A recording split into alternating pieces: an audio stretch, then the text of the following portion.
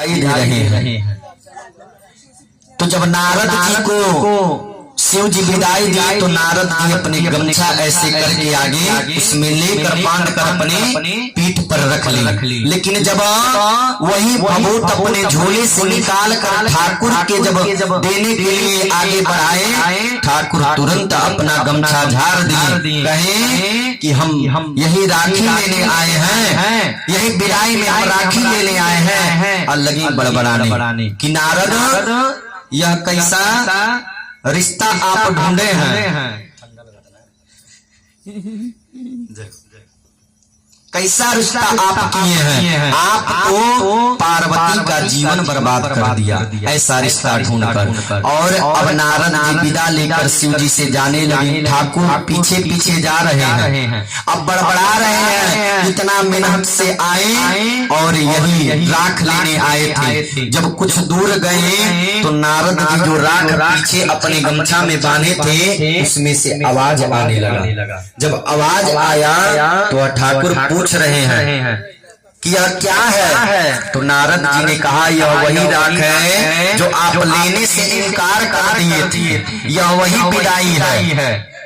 जब खोल के दिखाया तो सोने चांदी से वह बदल गया था राख। अब तो ठाकुर के मन में लालच आ गया, कहा महाराज आप यही ठहरिए, मैं जा रहा हूँ, पुनः विदाई लेकर आऊंगा। नारद जी कहे जिस समय भगवान दे रहे थे नहीं लिए, फिर पुनः वहीं से ठाकुर वापस आए और भगवान से विदाई लेकर गमछा में पूरा बांध कर लेकर गए। लेकर जाकर इधर नारद जी चले गए और ठाकुर अपने घर ले जाकर रखे। ठकुराइन से कहे कि बहुत ज्यादा विदाई मिला है, आप ऐसा काम करिए, पहले गाय के गोबर से पूरा घर लिपिए।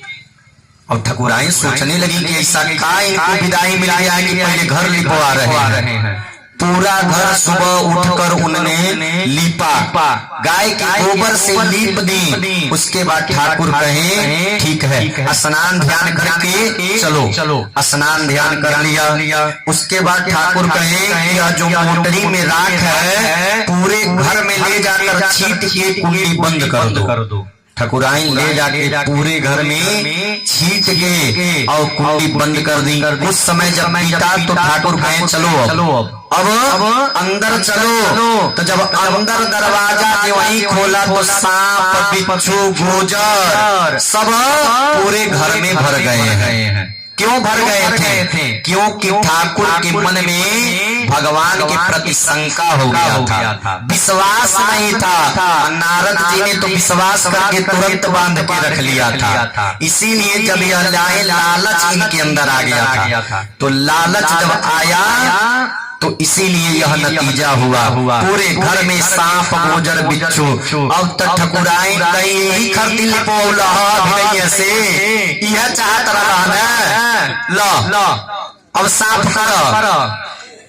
और करे बाद अब इस तरह जब रिश्ता तय हो गया, शुभ लग्न मुहूर्त आया। अब इधर बारात सजने लगी, भोले बाबा की बारात सजने लगी। सबको बाबा ने न्योता दे दिया, सबको बुला दिया। और भूत प्रेत पिशाच डाकिनी साकिनी सबको बाबा ने न्योता दे दिया। देवताओं को, ऋषियों को, मुनियों को सबको न्योता देने लगे। किया काइन हो बकाइन हो, सीसौआ पर के डाइन हो, भूत हो प्रेत हो, सब यहाँ एकत्र हो।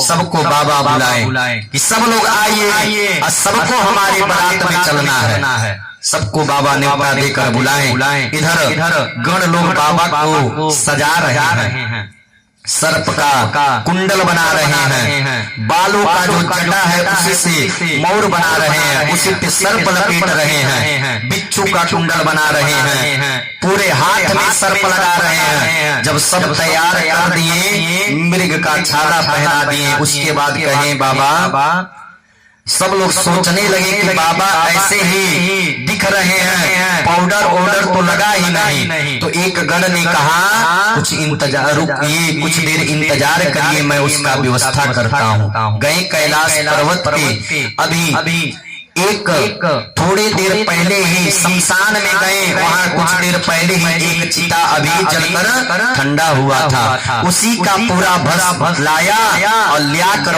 ऊपर से नीचे शिव जी को लगा कर तैयार कर दिया। तुलसीदास जी कहते हैं कि जस दुल्हा तस सजी बराता, बरात नहीं सजी, बराता सजी शिव जी का। और सब लोग जाने लगे, देवताओं का एक ग्रुप बना और सब लोग भूत प्रेत जो थे वह शिव जी के साथ हो गए। शिव जी सबका सवारी रथ होता है, दुल्हे का घोड़ा होता है, लेकिन शिव जी का जो सवारी था वो का था नंदी थे। नंदी थे ठीक था, लेकिन सब लोग आगे मुंह करके बैठते हैं और शिव जी नंदी जी के पीछे मुंह करके बैठे हैं। और बारात अब निकल दिया हिमाचल के लिए, बारात जाने लगे।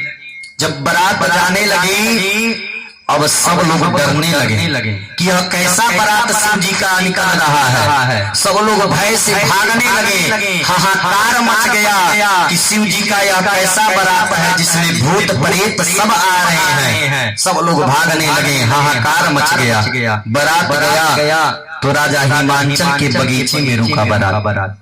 कुछ देर के लिए वहाँ बारात रुका। जब बारात रुका तो वहीं एक राजा हिमाचल के वहाँ की मालिन थी, आई थी फूल उसमें से लेने बगीचे से।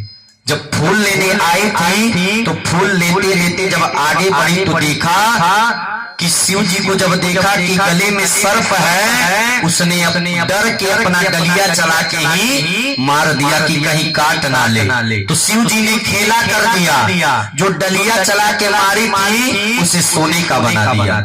जब सोने का बना दिया ते तो खुशी से पागल हो गई कि ये कैसा कारखाना आ गया है बगीचे में। और जाकर पूरे गांव में हल्ला कर दी, कहने लगे कि अरे सोना बनवाला, अरे सोना बनवाला, अरे सोना बनवाला, कारखाना आइल बा, चला सोना बनवाला। जाके पूरे गांव में हल्ला कर दी कि इतना बढ़िया बगीचे में कारखाना आया है कि आप लोग जो फेंकेंगे वह सोना बन के आएगा। अब पूरे गांव वाले ईटा पत्थर जितना भारी वजन सामान मिले सब लोग लेके चल दिए कि जितना वजनदार रहेगा उतना वजनदार सोना बनेगा। जब सब लोग लेके दौड़ते चलने तो जब गण देखे भगवान के तो सब लोग चिंतित हो गए कि आज हम लोग लग रहा है बचेंगे नहीं। अब सब लोग भोले बाबा से निवेदन कर दिए कि महाराज आप ही कुछ उपाय करिए इससे बचने का। अब भोले बाबा एक खेला कर दिए, सब बिच्छू और सर्प को छोड़ दिए कि जाकर सबको घेरो। जब बिच्छू सर्प आता देखे तो सब गांव वाले भागने लगे गांव वाले इधर। अब देवताओं ने अपना जो एक ग्रुप बनाया था, देवता पहले राजा हिमाचल के द्वार पे पहुंच गए और जाकर ब्रह्मा जी ने समझाया कि आप अपने पूरे गांव वालों का पहला सेवा सत्कार कर दीजिए, सबको खिला दीजिए, क्योंकि जो पीछे बारात आ रही है उससे कुछ बचेगा नहीं, हाहाकार मच जाएगा। इसीलिए आप उस बारात को आने से पहले आप सेवा सत्कार सबका कर दीजिए। इधर जब देवता लोग पहुंचे सबको पानी पिलाया गया, भोजन कराया गया। राजा हिमाचल के सभी गांव वालों को भोजन करा दिया गया। जब बारात अब लेकर भोले बाबा जाने लगे, भूत प्रेत उनके साथ में जाने लगे। कुछ दूर अभी बारात था तब तक कानों में आवाज गूंजने लगा। सब लोग शोर करते करते आ रहे हैं कि बम बम भोले जय शिव शंकर, बम बम भोले जय शिव शंकर, बगड़ बम बगड़ बम बम बम भोले जय शिव शंकर। सब लोग बड़बड़ाते बम बम भोले करते हुए हाहाकार मचाते हुए आ रहे हैं। तब तक वहीं उस हिमाचल का वहीं उस नगर का एक लड़का इस बारात को देख लिया। जब देखा कि भूत प्रेत सब आ रहे हैं, अब तो सनपात गया और भाग के गया, अंदर जाके दरवाजा बंद कर लिया। कहा उसकी माँ पूछी, अरे काहे दरवाजा बंद कर रहे हो? कहा तुम चुप रहो, अभी तुम चुप रहो, अभी कुछ मत बोलो। यह जो राजा हिमांचल के वहाँ बारात आ रहा है, इससे अब कोई बचने वाला नहीं है। अब कोई बचेगा नहीं, सबको ये सब मार डालेंगे। माता कहीं कैसा बारात आ रहा है? लड़का कहने लगा कि ऐसा बारात नहीं देखा अभी तो जिया करे धका धक। ऐसा बारात नहीं दिखाया तो जिया करे धका धक। ऐसा बारात नहीं देखा अभी तो जिया करे धका धक। ऐसा बारात नहीं दिखाया माता ने कहा कैसा बारात है कि तुम आज तक कैसा बारात नहीं देखो? आखिर उस बारात में खासियत क्या है? क्या अलग है उस बारात में? तो अब वो बालक बता रहा है कि केहू के एक आया, केहू के कोना, केहू के एक आया, केहू के कोना, केहू के एक आया, केहू के कोना, केहू के एक आया, केहू के कोना। करेला एको उठा के टका टक जिया करे धका धक।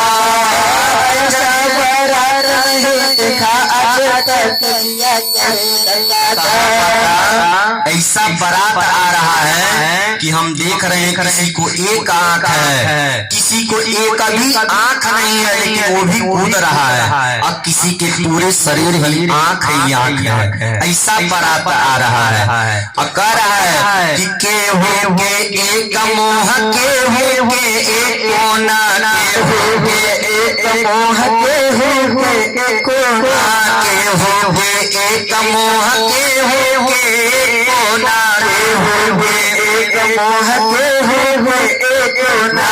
करेला एको ओखला जिया करे धका धक। जैसा बारात नहीं देखा आज तक जिया करे धका धक। कैसा बारात नहीं देखा अभी तक जिया करे धका धक।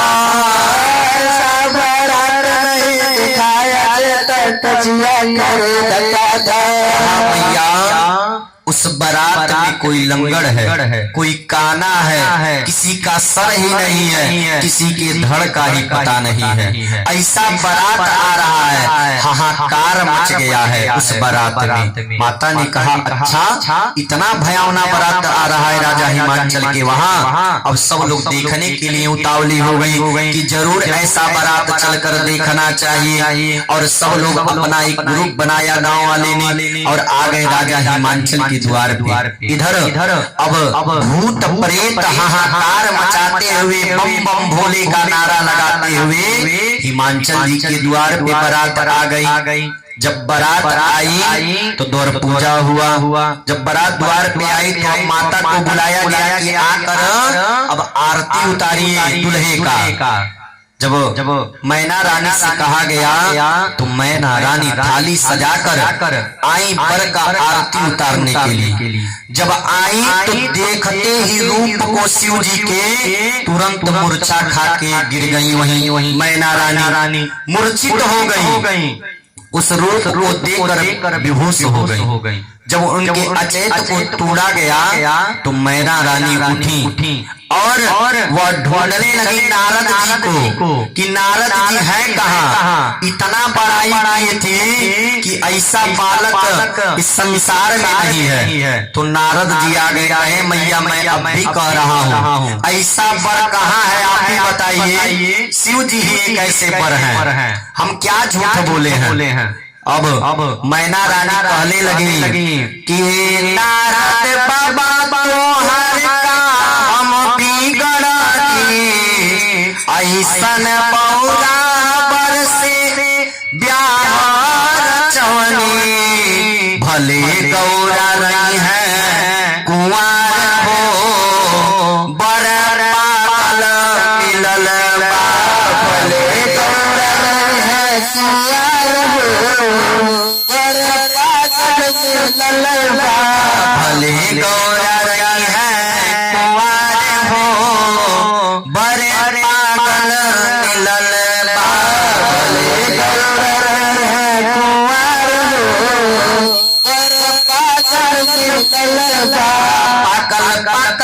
के सैन कर पकड़ पकड़ बलवा पकड़ पकड़ के सैन कर पकड़ पकड़ बलवा पकड़ पकड़ के सैन कर पकड़ पकड़ बलवा पकड़ पकड़ के सैन कर पकड़ पकड़ बलवा हवा से टपका लाल हो बर पावन मिलल बा हवा से टपका लाल हो बर पावन मिलल बा।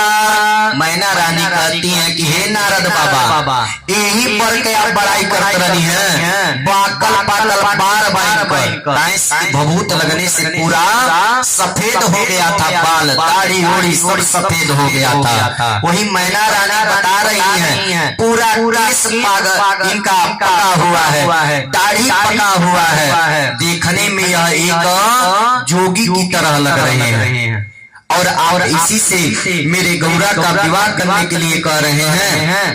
अब वो कहने लगी कि भले गौरा कुंवार रहेंगी लेकिन मैं इस बार से शादी नहीं करूंगी। अब जब यह बात सखियां सुनी तब सखियां लोग नारद जी को गाली देने लगी नारद जी को अब गाली देने लगे कि मुहवा से निकला गाली नारद काहे कैला गद्दारी हो मुहवा से निकला गाली नारद काहे कैला गद्दारी हो काला दुल्हा महादेव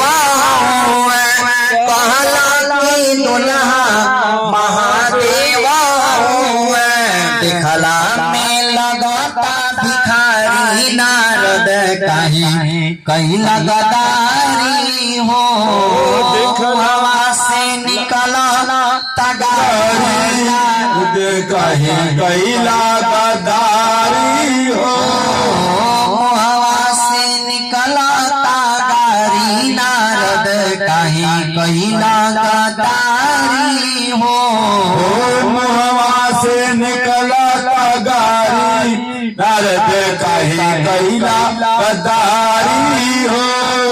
अब सखियां लोग लगी नारद जी को गाली देने कि आपने हमारे इतने सुंदर कोमल शरीर वाली पार्वती के लिए ऐसा वर ढूंढ दिया है। हे नारद जी आपने अच्छा नहीं किया है। सभी लोग नारद बाबा को उल्टा सीधा कहने लगे। इधर अब जब पार्वती मैया को यह बात पता चला तो वह जा करके अब शिव जी को एक किनारे बुलाकर शिव जी से हाथ जोड़ के निवेदन करने लगी महाराज आप ऐसा मत करिए मैं आपको अपना पति मान ली हूँ तो मैं आपसे ही ब्याह करूंगी आप अपने रूप को कुछ क्षणों के लिए परिवर्तित कर दीजिए। वहां पे शिव जी ने पार्वती जी की बात को माना अपने भेष को सुंदर स्वरूप धारण किया। उसके बाद शिव जी का विवाह हुआ पार्वती जी के साथ।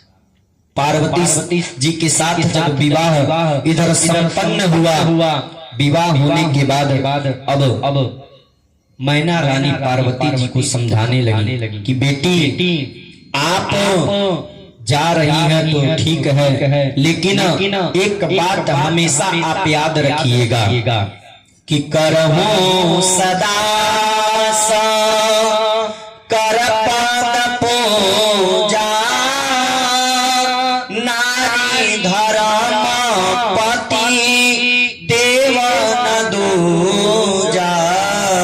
कि एक बात आप हमेशा ध्यान रखिएगा आप ये स्त्री का धर्म होता है कि उसके पति के सिवा और दूजा कोई उसके लिए देवता नहीं होता है। आप हमेशा शंकर जी के सेवा करिएगा शंकर जी के चरणों में रहिएगा उन्हीं के आप छाया छात्र में रहकर उनकी सेवा हमेशा करती रहिएगा।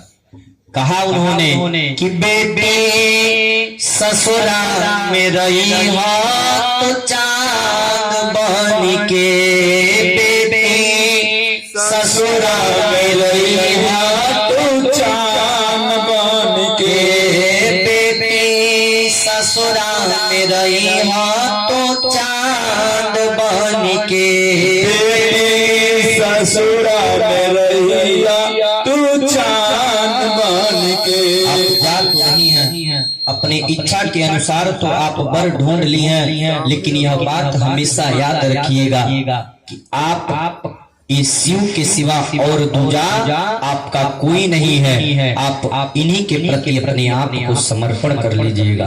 यह बात समझाकर, पतिव्रता धर्म को समझाकर पार्वती माता उनका विदाई करती हैं। इधर शिव जी पार्वती जी को लेकर कैलाश पर्वत पे आते हैं। समय धीरे धीरे व्यतीत होने लगता है। उसके बाद कुछ दिन बाद उन्हीं से एक 6 मुंह वाले बालन उत्पन्न होते हैं, जिसका नाम कार्तिकेय पड़ता है। यही कार्तिकेय भगवान उस तारकासुर का वध करते हैं। तारका और तारका 2 असुर है। वो तारका राक्षसी थी, लेकिन यह तारका असुर है। इसका कार्तिकेय भगवान ने उद्धार किया और सभी जो देवों पे कष्ट था, जो सभी प्राणियों पे अत्याचार बढ़ रहा था, उससे इन्होंने उद्धार किया। प्रेम से बोले वृंदावन बिहारी लाल की, कार्तिकेय भगवान की। से जो यह संकट प्राणी के ऊपर था वो हट गया, क्योंकि भगवान के प्रति हर प्राणी को निष्ठा रखना चाहिए। हर समय भगवान के प्रति अपने आप को समर्पण रखना चाहिए महाराज, क्योंकि यह जितना भी जो भी दिया हुआ है भगवान का ही दिया हुआ है। भगवान से कुछ इच्छा नहीं रखना चाहिए, अपना कर्म करना चाहिए। क्योंकि भगवान के सामने बैठिए तो आत्म समर्पण करके महाराज बैठिए। आत्म समर्पण करके भगवान से बस यही कहिए कि सीताराम चरण रति मोरे अनुदीन बड़ा अनुग्रह तोरे। कि महाराज आपके चरणों में मेरा प्रीति हमेशा बढ़ती रहे। आपसे हमारा प्रेम कभी समाप्त नहीं हो। भगवान से कभी कुछ इच्छा नहीं करना चाहिए। भगवान के सामने बैठ के बस यही कहना चाहिए महाराज कि जय दीना होई तमोरा करम सोबे दास मैं तोरा। कि महाराज मैं आपका दास हूँ, जिस प्रकार से हो सके उस प्रकार आप मेरा रक्षा करिए, कल्याण करिए। भगवान को सब समर्पण कर दीजिए महाराज कि ताना मना धन यह जीवन सब कुछ है तेरा हो स्वामी, सब कुछ है तेरा तुझको अर्पण, तेरा तुझको अर्पण, क्या लागे मेरा। ओम जय जगदीश हरे। कि महाराज यह तन भी आपका ही कर है। यह जो भी इस संसार में जो भी हमें मिला है यह सब आपका कर है। जिस दिन आप अपने से नीचे वाले को देखकर जीना प्रारंभ कर देंगे महाराज, उस दिन से आपका दुख समाप्त हो जाएगा। आपके मन में कभी दुख आएगा ही नहीं। हर प्राणी इसलिए चिंतित रहता है क्योंकि मनुष्य अपने से ऊपर वाले को देखकर चलता है, इसीलिए उसकी इच्छाएं हमेशा बढ़ती रहती है महाराज। कभी मनुष्य की इच्छाएं खत्म नहीं होती है। और सबसे बड़ी दुख का कारण होता है तो यही होता है कि मनुष्य की इच्छाएं बढ़ती जाती हैं। यह सब उपदेश मैत्रेय जी जब विदुर जी को दिए, उसके बाद मैत्रेय जी विदुर जी से कह रहे हैं महाराज कि जो पृथु महाराज थे उन्हीं के वंश में महाराज प्राचीन बहरी हुए। राजा प्राचीन बहरी बड़े भारी कर्मकांडी थे, बड़े बड़े यज्ञ करवाते थे महाराज। पर यज्ञों में पशु की बलि भी खूब देते थे। जब यज्ञ करवाते थे तो अनेक प्रकार के पशु लाकर उस यज्ञ में बलि भी चढ़ाते थे। हिंसात्मक यज्ञ करते थे जिससे उनका पाप बढ़ता जा रहा था। तो नारद जी महाराज ने एक दिन आकर टोका कि हे राजन, जितने पशुओं का तुम बलिदान कर चुके हो तो सब देखो ऊपर खड़े होकर तुम्हारा इंतजार कर रहे हैं कि कब यह महात्मा आएगा तो इसी तरह हम भी इसका बलि चढ़ाएंगे। देखो ऊपर जब वह दृष्टि ऊपर डाला तो सचमुच सब पशुएं खड़ा होकर इन्हीं की तरफ आंख गुरेर कर ताक रही थी, क्रोधित होकर। जब यह देखे तो प्राचीन बहरी एकदम हक्का बक्का इनका रह गया, चिंतित हो गए।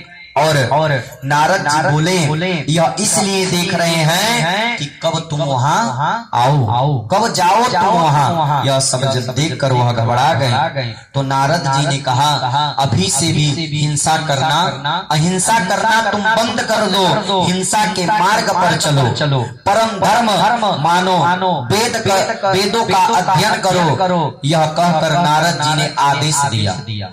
यह आदेश पाकर जब वह प्राचीन बहरी चलने लगे तो फिर मैत्री जी विदुर जी से कहते हैं कि हे विदुर जी, जब प्राचीन बहरी घबरा गए, चिंतित हो गए कि अब मैं क्या करूंगा, इनसे बचने का मेरा क्या उपाय होगा। तो तब नारद जी ने कहा कि हे तुम एक बहुत बढ़िया, मैं तुम्हें कहानी सुनाता हूँ इस बारे में, इस पाप से बचने के बारे में मैं तुम्हें एक पौराणिक कथा सुनाता हूँ, तुम इसे अच्छे से सुनो।